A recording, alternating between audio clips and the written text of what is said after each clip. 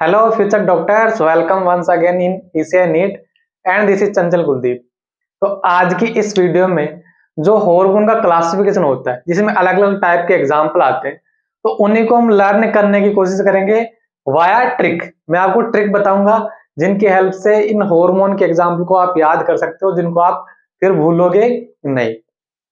तो हम जानते हैं कि जो हार्मोन है वो मेनली टू टाइप के होते हैं, एक प्रोटीनस नेचर और दूसरा स्टेरॉइडल नेचर। और फिर प्रोटीन नेचर में भी चार टाइप के आते हैं। एक तो amino acid derivative. Amino acid derivative mean यहाँ पर जो प्रोटीन चेन होगी वहां पर लगभग लगभग लगभग कितने अमाइनो एसिड होंगे? ओनली 10 अमाइनो एसिड होंगे। शॉर्ट पेप्टाइड चेन जो होगी वहां पर लगभग 230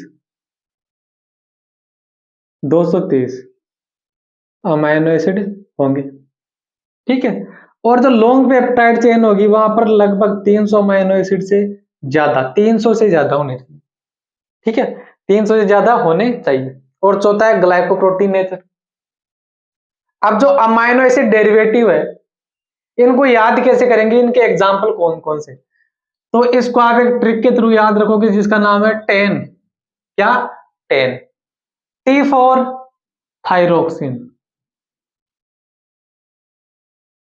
ई फॉर एपिनेफ्रिन और एन फॉर नोरेपिनेफ्रिन। सिंपली याद हो गया।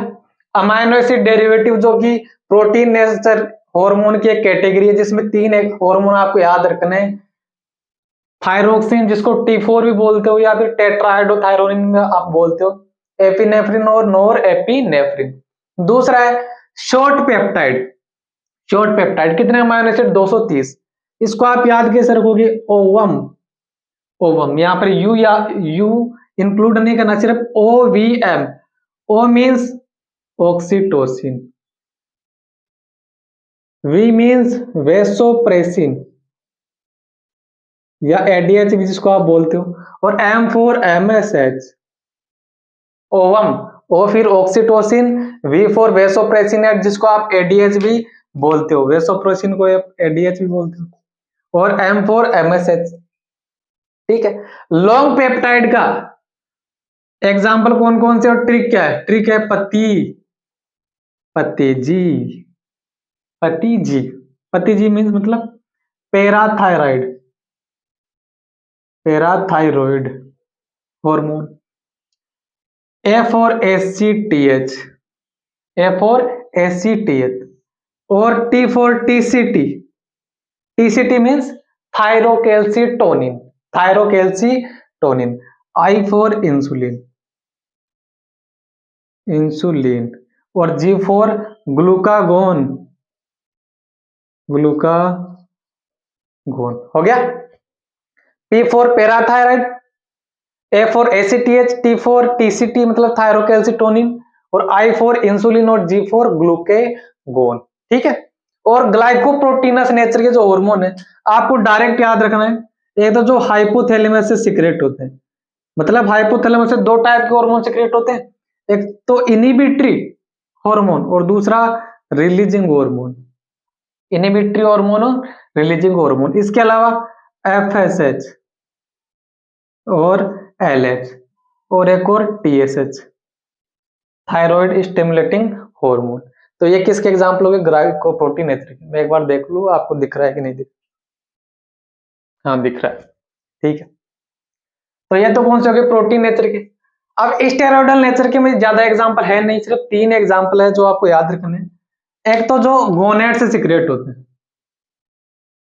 गोनेड्स, गोनेड समझते हो ना? प्राइमरी सेक्स ऑर्गन, मेल के अंदर टेस्टिस होता है, फीमेल के अंदर ओवरी होती है। तो मेल के अंदर टेस्टिस से कौन सा सीक्रेट होगा? टेस्टोस्टेरोन। ओवरी से क्या सीक्रेट होगा?